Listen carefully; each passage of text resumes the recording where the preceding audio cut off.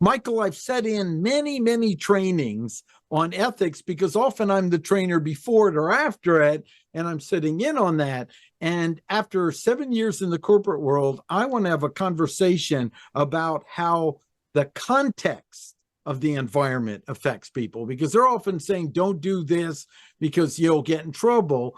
And we wanted to get you on to talk about some of the psychology of the context, because that's one of the courses we have, is talking about the context. And my quote is, the highway to hell isn't paved with good intentions. It's paved with 10,000 micro justifications. And that was my experience by studying and working in different environments. I go, these people didn't start as kind of, I'll call them social sociopaths, where they would go, let's see, will the stock go up 10% if you kill mom? No one will find out, right? Okay, do it. I would overhear this because I was in different fields. They weren't that bad, but it was like, wait a second, did these people start this way, or was it a combination of kind of an inner aptitude and an environmental thing? And that's what Dana and I are focusing on, and one of the reasons we wanted to talk about it. So why don't we start with a quick introduction? Okay, so Mike is a licensed behavioral therapist, published author, and certified life coach who blends 30 years of experience in mental health crisis interventions with martial arts. Mike's background includes working on a national crisis team for Fortune 100, working as a managing partner for North Carolina's largest outpatient group, and working as a social worker at an alternative high school. Mike and his wife, Cindy, launched their company, Meaningful Transformation, specializing in life management through coaching, counseling, consulting, workshops, and fitness classes for personal and professional growth. Mike currently is in Cary, North Carolina, where he runs his outpatient practice, J. Michael Goulding, LCSW, PLLC. And we'll have more information about how to contact Mike in the area below, right? And as well. Yeah. Mike has facilitated groups and led workshops for over 30 years in a variety of settings that range from Fortune 500 companies, community organizations, to professional groups. His topics include conflict resolution, resiliency, trauma debriefing, anger management, dealing with difficult customers, dealing with trauma loss, and peak communications. And today, it's going to be on ethics, though, because he has such an incredible background. Mike incorporates the Aikido concepts, which is the Japanese art of peace, into practical steps for meaningful, peaceful verbal interactions with people, while also meeting your needs. And you have trained with Mike in Aikido. That's right. Mike has earned a master's degree where he learned individual and group counseling to enhance mental health performance. Bachelor's degree in communications dovetails well with this background in counseling, and he maintains an average of 20 hours of certified continuation unit education units each year for his license. And then finally, he is also a certified health and wellness coach. Welcome, Mike. Yes. Great to be here. Effective therapists, coaches, everything understand, one of the best ways to have willpower against cookies is remove them from the house. Yes. And you're absolutely right. Some of these systemic factors can play a big role in this. And of course, there's individual factors that it doesn't matter what the systemic factors are in place. But I want you to envision this. So if you went to a place that there wasn't a lot of law enforcement and there was not a lot of money present, a lot of poverty, and you flashed $1,000 bill in front of 10 very hungry, athletic young men, and you crumpled that up and you tossed it in front of them, it might be a good recipe for them to just start competing with each other physically to beat each other up to get that $1,000 bill. So if there's 10 of them, that could be the situation. Now, if you had a different situation where you have 10 $100 bills and you handed them out to each of them you're probably going to be much more successful in having more ethical behavior between them. Mm-hmm. So that's where you get some of these systemic things. The other part of this too is if you have a very punitive sort of approach to what you're doing, that punitive approach is going to work against you, because the number one reason for lying is people want to avoid punishment. So they're going to cover themselves. They're going to find ways to not look as bad so they don't get that punishment. So there are these systemic factors in place. And there's also individual factors as well. The conversation about being a good person and, the biological factors that drive unethical behaviors as well. So there's systemic factors and there's biological factors. And, there are people who are going to do well with their ethics regardless of the system. And there are people who are going to find ways to be unethical no matter how well the system is set up. Some of these biological factors that can lead to that individual behavior, these are things I want to emphasize.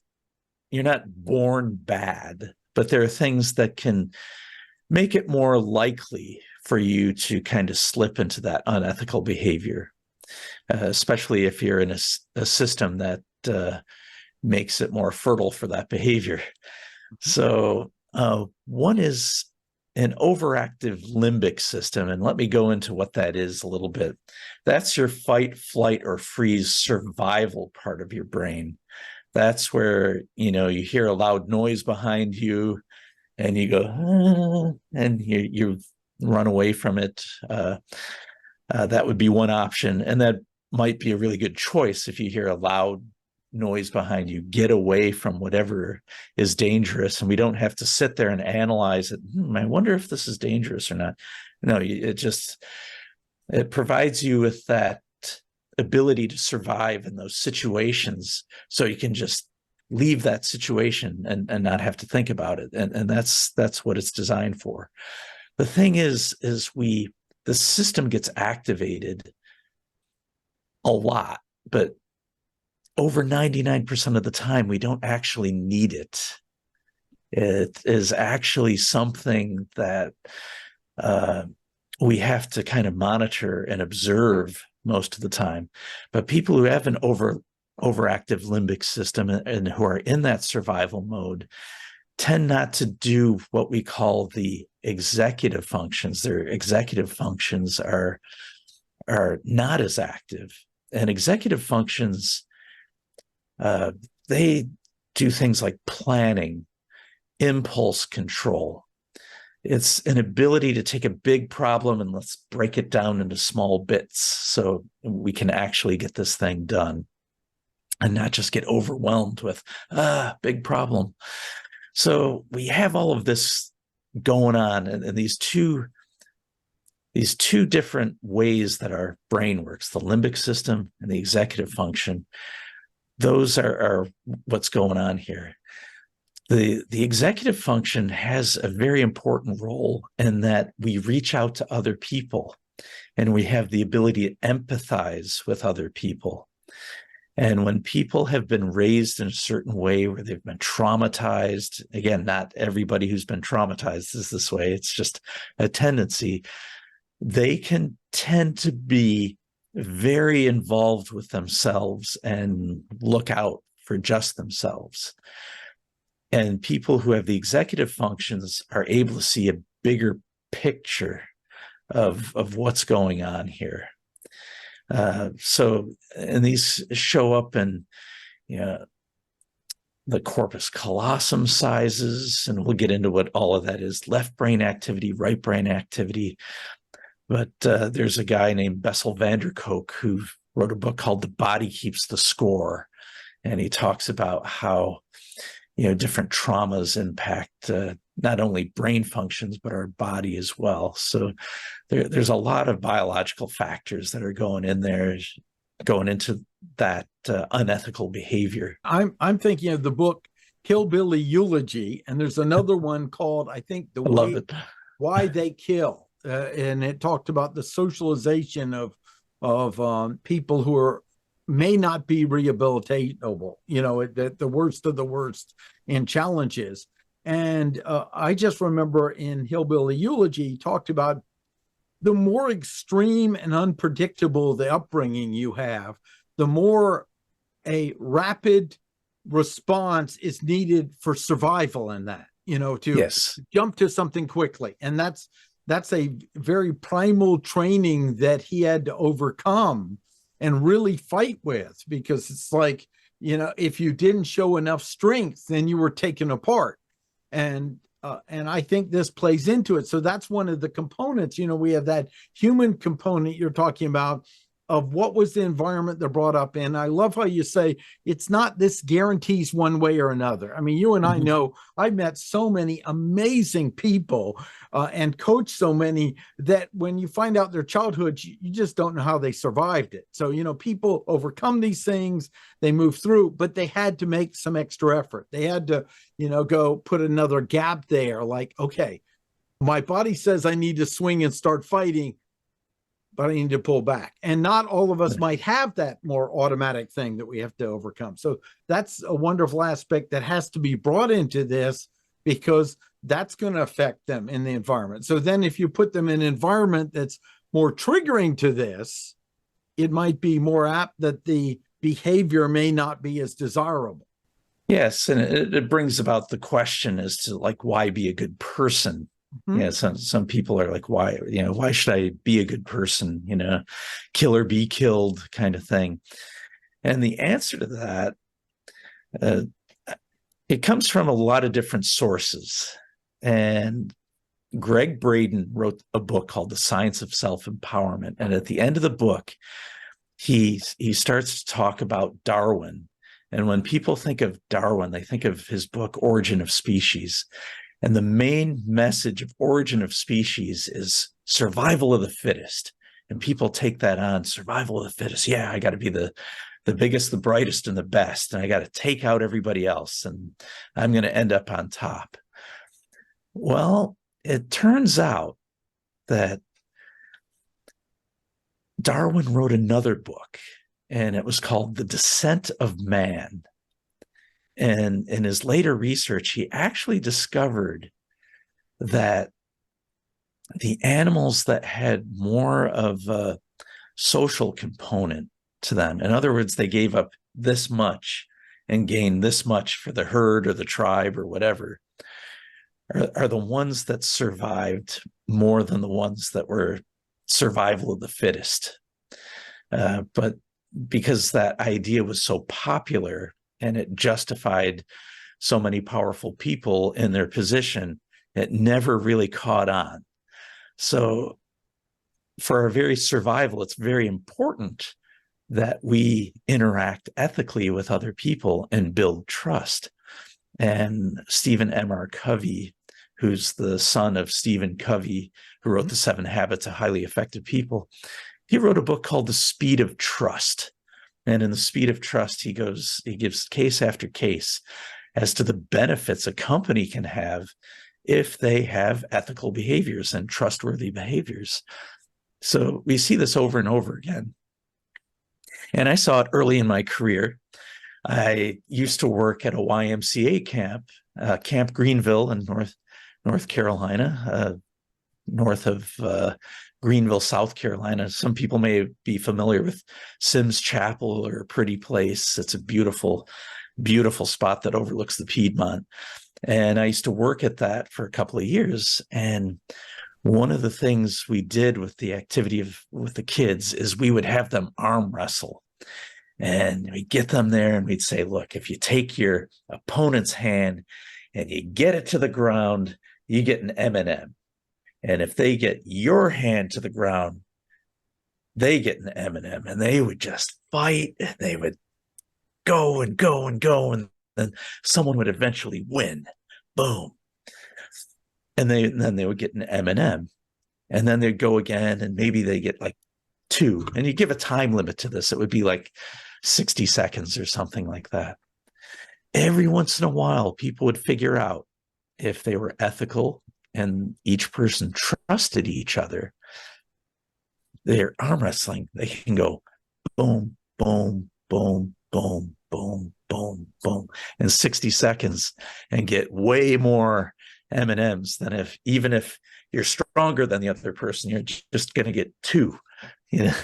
So that's the simplest way I can break that down as to the benefits of being ethical and why it's important, so important to uphold those ethics in whatever organization you're in. That's a great topic. I remember talking to someone about the discussion of when did fairness come into the species, just the concept of fairness.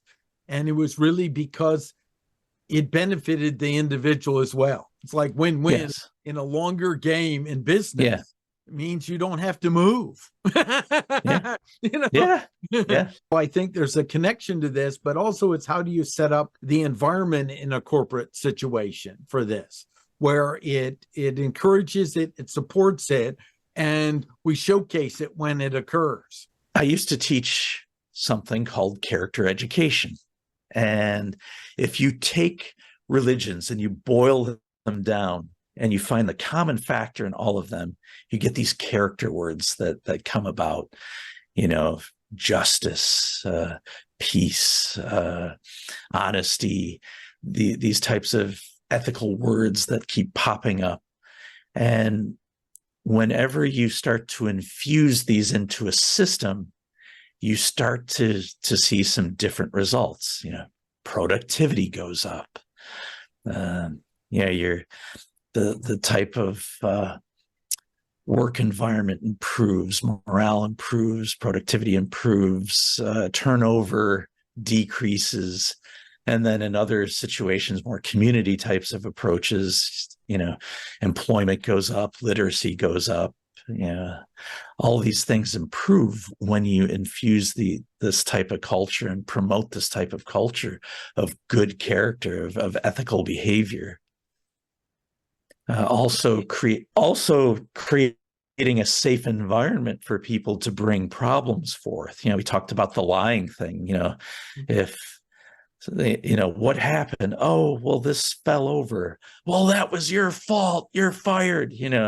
Well, nobody's going to tell the truth. And people are going to stab each other in the back and try to make it look like the other person's fault so they don't get fired. So, creating that safety, that sense of safety and saying, hey, this fell over. Let's look at how we can prevent that from happening again instead of being punitive and making people think that they have to look out for themselves in that unethical way. So, I'm thinking of, I bought my car a number of years ago, and they were obsessed with all 10s are no go. If we don't get a 10, then we're in trouble. Yeah. I went around in the background because I know what happens when you have no tolerance for a mistake. You have more demons in the closet. And I privately would talk to the technicians and others and build rapport, and they go, how's this working? Because in my experience, people are going to hide more problems that are instead of address them. And they went, oh yeah, don't look under that rug over there. And so this is another example of that, setting it up so there isn't enough room to learn from mistakes. And then another thing you brought up was the idea of empathy. And my friend who's done a lot of work on fathering and maturing and things, and I'm paraphrasing this, Tom Goulding, but he was quoting a study where when dad makes sure he eats his vegetables before the dessert, that's the beginning of a child understanding empathy. It's the social training of empathy. And when that boundary is not, there aren't boundaries held at those younger ages, sometimes empathy just doesn't develop. And I'm sure there's an aptitude. I am not an expert in this, but this is along with what you said early on as well. Right. And one of the number one ways we can predict violent crimes and people is, the first is, believe it or not, reading ability and actual prison budgets were based on third grade reading scores because it's such a predictable measure. The other is what you're talking about, people not being able to adhere to boundaries like that. And the other interesting thing about what you're saying, people eating their vegetables before they eat their dessert, that is an executive function. And that executive function is what also fosters empathy. That's the part of the brain that is empathetic. The other one is selfish, looking out for me. I gotta, keep it small and just look out for myself. The other one is putting trust in other people and putting enough trust in other people to ask them, hey, I can't figure this out. Can you help me out with this? Well, sure. Yeah. Do this, and this. Again, back to the environment that doesn't work. You don't know how to do that? You were trained on that. Come on. I mean, what's wrong with you? I mean, how many times do we have to go over this? That's going to shut people down, and they're going to try to go behind the scenes, and it's going to take more time to look stuff up and do Google searches and things like that. So you're right on target with all of this. Yeah, I just want to chime in and, from a corporate standpoint, having designed certain incentive programs in the past when I was in corporate America. I mean, it's amazing how you design a program with all good intention, that will motivate the sales force to sell more or motivate the workforce to produce more. And, you at a surface level, your notion might make sense. Like, for example, I won't name the bank, but there was a big bank, national bank, everybody knows, that created an incentive program that the more accounts you open, the more money you make. And lo and behold, people met that standard. Yes. In fact, they opened up accounts that were fictitious in many cases. And, from a corporate standpoint, you say, how could they be so stupid to design something like that? But, it presumes when you design those things, you often presume that people are going to display honesty and ethics. And I think that maybe is part of the systemic you're talking about, is that's a bit of a fallacy. Yeah. It's almost like you have to think about, and I learned this too, you have to think about how will my incentive idea be gained? Yeah. And that's how I learned to figure out, like, I put my notorious hat on, right? Right. Or a group of people, I said, how can you game this thing? Right. And that reduces the likelihood of those perverse incentives, And well, I want to add one thing to it. Is one of the components of our training is have them attempt to look how their system already is designed to support unethical behavior. And that's such a funny question, but it's because it's often the stuff outside our awareness, because we have finite ability to be aware. So you go, if I were going to design our system to be unethical, what are we already doing right for it? See how funny that says? But what it does is it gives you that way to start seeing some of those components in the environment that's already there. And I'm thinking of, there was some little movie and where the guy was taking on working with a young child, and he gave him a slingshot and said, go have fun with it. And then he didn't think, I haven't thought this through. And he walked out, and the child had killed, I think, all the pigeons in the whole area. I think that's a great thing. I think that we are designed, and our society also models this about something I specialize in, and that is dominance behavior. And, if you have a shiny new slingshot, it's like, ooh, I can dominate, and power and that. So, I kind of grew up with this notion that, just do the right thing. And someone would say something or do something, and it was just be the better person. You're above violence and things like that. And how do you handle that when you get that kind of advice? It just seems all kind of out there and not very realistic. So I try to come up with very realistic means of handling these dominance behavior type of tactics that people try to put in place. And dominance behavior people will sit back and, as you say, game the system. How can I game the system and get away with it so I can be the biggest and the baddest? And people are often rewarded for this. The people who are better at getting away with it are the ones that get promoted and things like that in a lot of systems. So it does not serve them, because then it takes away from that trusting environment, and that we see this as well. But dominance behavior is the act of putting yourself up here and other people down here. Mm-hmm. Yeah. Of course. So in healthy systems, people see each other as equals. And I'll define what I mean by that in different ways. So there's authority, and people have different levels of authority and power in that regard. But as people, they see each other as equals. And the best example is, the best leaders are the ones who treat the janitor with the same respect as the vice president. That would be a good example of that. So in other words, authority is earned. Authority, you have experience, you have the intelligence, you have the background, you have the skill set to get you to this higher level of power. And the leader who has the authority, who's a true leader, will use that power to bring that person up and to raise up the whole cause of the organization in which they're in. And when they raise up the organization, everybody wins, and they see this whole type of dynamic play out, and they're well aware of it. So that is authority. Dominance is the opposite, pushes people down.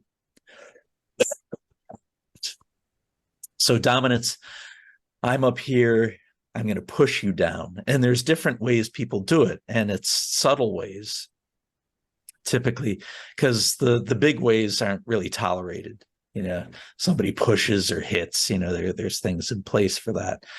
But it's the smaller things. It's like you make a mistake or something, and people capitalize on that mistake. So that, I can't believe you made that mistake. Yeah. You didn't put your name on that form. How can we trust you? How can we trust you with this account when you can't even put your name on the form? And clearly it was just a simple oversight. Clearly the person has earned a good reputation in that, but people use that to push people down. And like I said, oh, you don't know that? Wow, I'm just really concerned about your performance. Okay, yeah. You had mentioned Aikido. 7 years in the corporate world, had 3 letters, and there are definitely people where they must put you down as fast as possible, because that's their baseline of starting the relationship. I was applying in my mind Aikido on how to handle it. I thought a specific example when you were talking, but it came from my training in Aikido. And I'm somewhat dyslexic. I'm a slower reader.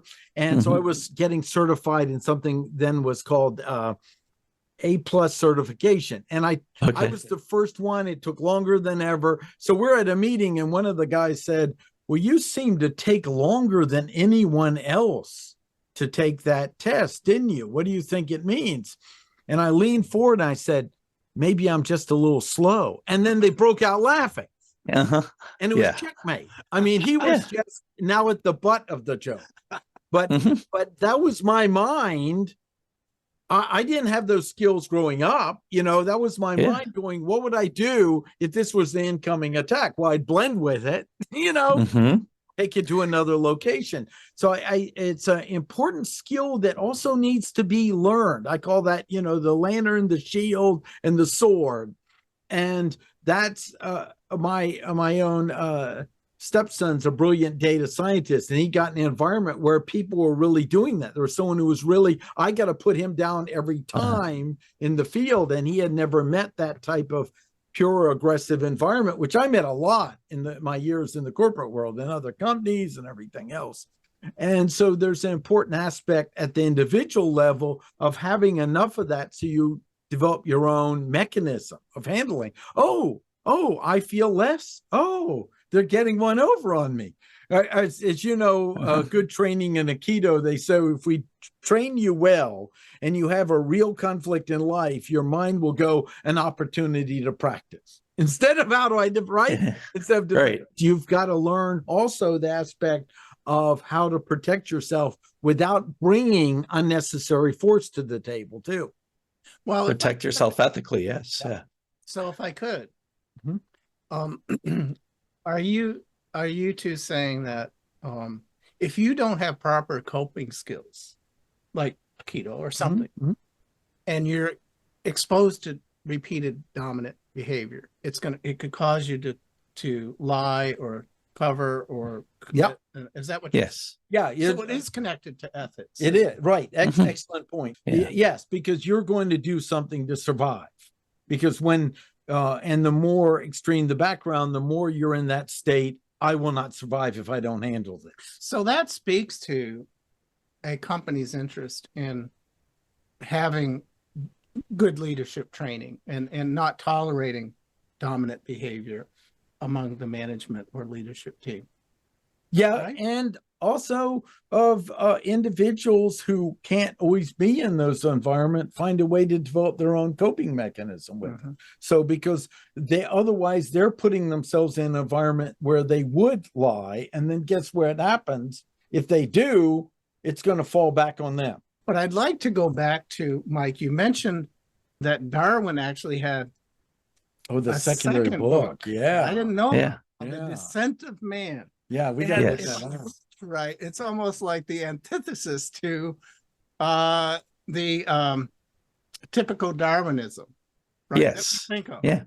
Yeah. And the Descent of Man, basically, if I'm paraphrasing, is you do better yourself by doing better by others or helping others, right? Yes. And Yes. so, it's fascinating because I think in business, my 40 years in business, small, medium, large, I don't know that I've met too many people in business who think like that, who adopt the Descent of Man theory. There is a guy named Zig Ziglar from the past, right? Oh yeah. Always said, that you can get more. I think he's the one. I hope I'm that proper attribution here. I think he's the one who said that you can do far better for yourself by helping you do better for yourself by helping others get what they want. You get more of what you want by helping others get what they want. Right, That's what right. I think. Yes. So, but other than him, I've never really heard it much. Yeah. I mean, our very survival depends on being ethical. I love that. Yeah, it does. So it really is the tribe of community. Yeah. Yeah. And it goes against, things we see in stories and movies and things like that. The biggest, baddest person is the one who ends up on top. Well, it's the one who connects with others and those types of things. And, people who are abused, one of the things I encourage them to do is connect with the entire network, connect with that person's family who's abusing them and letting them know what's going on. Of course, connecting with law enforcement and those types of things. These are all various types of connections, connecting with your own friends, because that's what's really going on here. I want to go back to what Martin said about that whole Aikido example. I just want to say that that's brilliant, that whole idea, because what that person was trying to do is they were trying to make you uncomfortable with your situation and be like, oh, well, and in that explanation, your power would have gone down and his power would have gone up. But you just confronted it. Well, you joined with him you knew the intent of what he was saying. And instead of trying to go against that and combat that, you joined with it, and this yield and overcome type of approach. ended up backfiring on him, and you yielded and you overcame. Yeah, everyone was laughing pretty much at him, and with you, joining with you on that. And I couldn't leave that alone without commenting on that. And so the good aspect is he was just confused enough. He didn't want to be messed with it anymore. And that's really what you want. You want them to lose interest in it. You don't want to body slam them so bad that they have, I don't know if you're training Aikido, but we kind of brought in the art of war. You don't want your opponent so destroyed that they have nothing to lose, because then they're more dangerous than someone who has something to lose. Yes. And that was it. He was left more confused than just completely humiliated. And that was the goal. Yes. You got it. Excellent. That was brilliant. You said the key word is that you put him in his place, but without humiliating. Yeah, that's the key. Feel like people were going to harass him. They might joke about it afterwards, but he could actually laugh with you. And that reminds me of the masterful guy, Ronald Reagan, when he was running for president the first time. And are you concerned about your age, right? And he said, I shall not use my opponent's youth and inexperience against him in this campaign. And everybody, including Walter Mondale, laughed. Right. And Walter Mondale said afterwards, he knew that he lost the election over that one act. But you know what? He didn't grind it. He didn't. No, he didn't. Right. But you can't, like, what do I do now?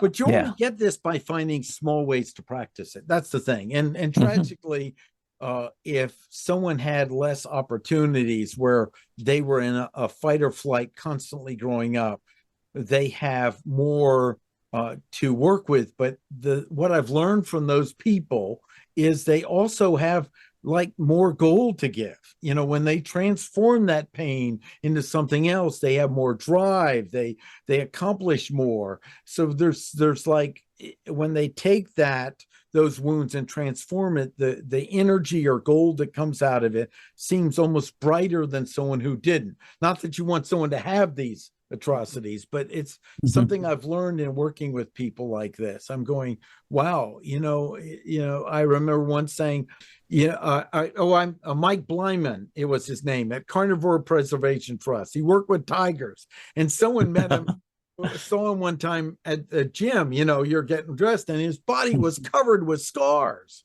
because from tigers that scratched him and stuff working with him. And he says, how did you survive? He goes, well, if I wasn't severely beaten so much as a kid, it would bother me, but I'm okay with it. And I'm not saying that's good. Right. Saying, there's an example of someone who took a pain and, transformed it into, he was capturing and saving tigers that people would adopt as a pet, which is a horrible thing to do, and put them into a reserve where they had a chance to live out their lives and not kill somebody, And so I think these are all aspects of this: is the environment, the aptitude, how are we working with it, and how are we also supporting people and training themselves to deal with it. Could you talk more about the biological factors that drive unethical behavior? I know you gave a couple examples, but could you bring that home for us a little bit more?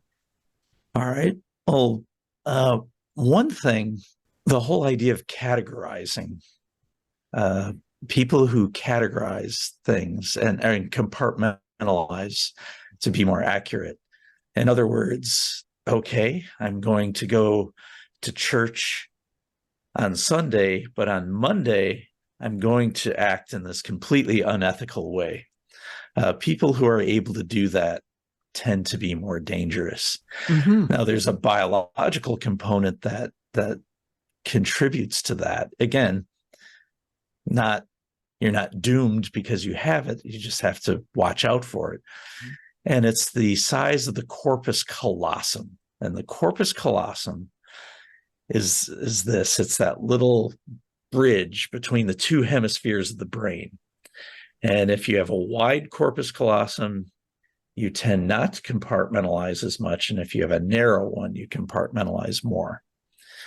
So that would be a biological factor. So, we talked about the overactive limbic system, the underactive executive system function, and then the corpus callosum, left and right brain activities. That goes back and forth. You can have someone who's extremely left brain and they're just logical, and it's just like, oh, well, we'll just cut people's pay, and or I'll just cheat, and I'll win. And then, the sympathetic right brain, no, that's not the right thing to do. However, the right brain could be like the overactive emotional. I don't care. I was wronged. I have the right to do this. So either one of those can play a factor in any of that. So those are some things. And certainly people have physiological issues, traumatic brain injuries that prevent, particularly like the frontal lobe part of the brain here. If they have damage there, that can impact their impulse control and their empathy and those types of things. Again, not guaranteed. There's neuroplasticity, so people can change their brains in different ways, and parts of the brain can grow back in some instances. So people are not necessarily doomed to any of this. And again, these can be tendencies. Very small percentages of people actually take this to the extreme, but we see these in people who behave unethically. That's where it's important to have a good variety of people on the advisory council. Yes. I was thinking of you ever hear of Richard Bandler with neurolinguistic programming in the past? But he had a quote: "There's a job for every neuroses. You just have to match them up." But if I wanted someone who's protecting the field as a warrior, I may not want in that moment the absolute empathy. Yes. Yeah. So it's really understanding of getting a check and balance system into your corporation where you have some of one and some of the other. So you're checking that. You're not just this is good and this is bad. And I remember I was in California helping out with a workshop on relationships, and I was camping with this female friend I knew, and we were building a bonfire, and in the past often I do it camping with guys, and she'd say, hand me that and hand me this, and she goes, are you going to say please and thank you or not? And I'd never done that, because when my experience from the past where guys is like, well, he's getting the wood and he's lighting the fire, and and I sat back and I started laughing. I said, could you imagine us if we were at war launching mortar, and I stopped and said, would you be kind enough to give me another shell? And we both started laughing. There's a place for this, and now I understand how we need to work together, because that's very important to you. I had never had that experience. We just kind of line up as guys and go, and it doesn't mean just guys do this and women, but it was such a breakthrough thing where we both saw the inside of it. Yes. It's the right match, the right place, having the check and balance system, both with these tendencies, not just one or the other. Yes. So the corpus callosum. Yes. Can I measure that? I'm sure there are scans that you could get to measure that. Yeah. Stay tuned. Future hiring practices. That's right. That's right. Yeah. We're going to be subjected to. Yeah. But that's now the advantage. There's advantages to a smaller corpus callosum too. So, the corpus callosum also helps you to compartmentalize, which can be really good. If like you mentioned a wartime situation, you see something terrible happen to your best friend in a wartime situation. If you can compartmentalize and take the hill anyway and live another day as a result of it, versus like, oh my gosh, my best friend, which is what tends to happen with the wider corpus callosum. So they're not necessarily bad. They just have different pluses and minuses to them. So, And this is so important because so many of these personality profiles I saw in the corporation, it's new ways to make people wrong. Instead of, how do yeah. we find out, think in terms of a team, the person who's best at, and I'm not a big sports person, so I'll probably miss this, the quarterback versus the linebacker. Well, they might have an aptitude towards one or the other. And it's Yes. getting those people in the right position, not one's right or wrong. Well, I guess final question here. Okay.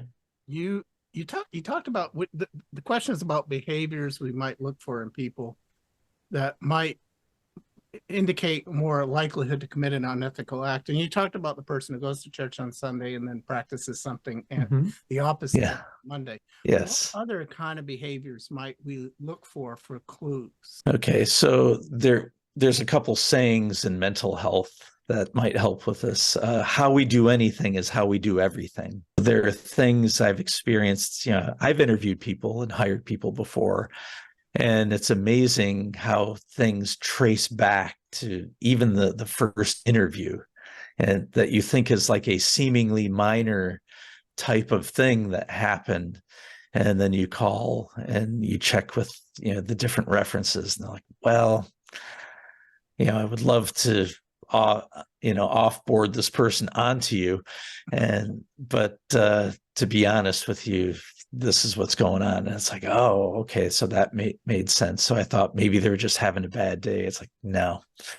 So how we do anything is how we do everything. So the other is the best predictor of future behavior is past behavior.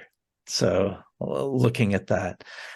Also developmentally seeing how they are. Do they respond maturely to things, or is it, I didn't get my way kind of thing?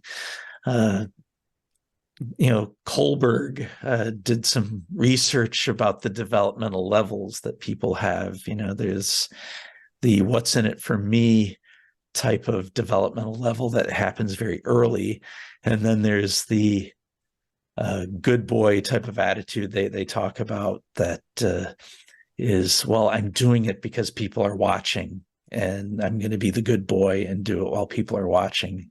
And you want to look for those people who do things like volunteer, for example.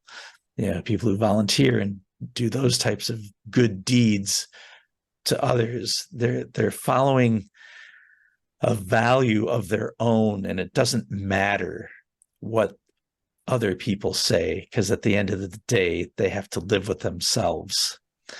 So looking for that. The compartmentalizations, the people who talk with such assuredness, it's definitely this, absolutely, 100%. It can be very comforting to people who are looking for like strong leadership, but it's and this is kind of counterintuitive, but a lot of those people aren't actually that secure, and they're saying this as unethical behaviors to appear more confident and more like a leader, when it's actually part of the components that can not always, but can potentially and more likely lead to unethical behavior. The dominance behavior we mentioned, and it can happen at different levels. Does a person own their stuff? You're looking for a person who can say, oh my goodness, I'm so sorry. This was on me. I apologize for that. That's the person you want to hire. The person, oh, well, that's not my fault. And they covered up and those types of things. Big red flags. And then people who don't necessarily respect other people's opinions. If somebody says something like, well, this guy thinks this, and they're kind of rolling their eyes and thinking everything's ridiculous, that can be a big red flag as well.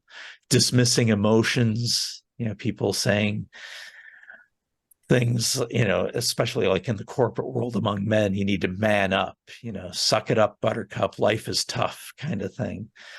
Yeah, there's a time and place for that, but generally that is dismissing emotions And, the opposite of that would be maybe not necessarily getting into a heavy, sappy discussion about something, but yeah, looks like you're having a rough day. Do you need to take a minute here? That's the type of emotional connection I'm talking about versus like, oh, well, let me tell you about my childhood, so those are like some of the things right there. This reminds me of two things. One, a sales professional that always would take prospects out for at least 1 or 2 meals. And what he was watching is how they interacted with the wait staff. And if they were compassionate with the wait staff, that was a tipping point. If they handled them poorly, then he knew that was a litmus test where he wouldn't trust them with customers. And now I have to tell you one I just loved of a painter, and I knew him for years, and he always had a problem with getting a mix of good people, but then some people had addictions and stuff. And I said, and he solved it. And I said, well, what did you do? And he said, well, one question, when I interview someone, I asked them, could you tell me a time when you came to work for a labor, stoned or drunk? And if they answered it, he didn't hire him. He said they would tell a story, and he'd go, well, we're taking off. So, and he went from a team where he had a mix of problems to almost no problems. I mean, I just thought that was so funny, Just ask the question directly, right? Yeah. As well. Excellent. Well, this is fantastic. Really enjoyed it. And me too. We went on many journeys, but it was all interconnected to that individual. We talked a little bit about the context as well, the individual, and then what they bring into the party from their life experiences and how that can affect all this as well. Along with the organizational or systemic programs that can lead to ethics issues. Right. So we've addressed that. Mike, thank you so much. If people want to contact you, and Cindy, I've got correct me if I'm wrong, meaningfultransformation.com/Mike, MIKE. That would be specifically for my practice. If there's more general contact information at the meaningfultransformation.com. Without the slash. Yeah. They just want to get you directly. Excellent. Yeah. All right. Well, thank you so much for shedding so much light onto this. I still am kind of hung up on how I can measure the size of my so I'm going to dwell on that. Okay. All right. That's really funny. That's it. This was a blast, and really great to connect to you and have this time. And I'd love to hear people's comments as well, what they thought of it. So there'll be an area they can comment on and add their comments. Excellent. Thank you for this opportunity. I really appreciate it. Yeah. Take care. All right. Thank you.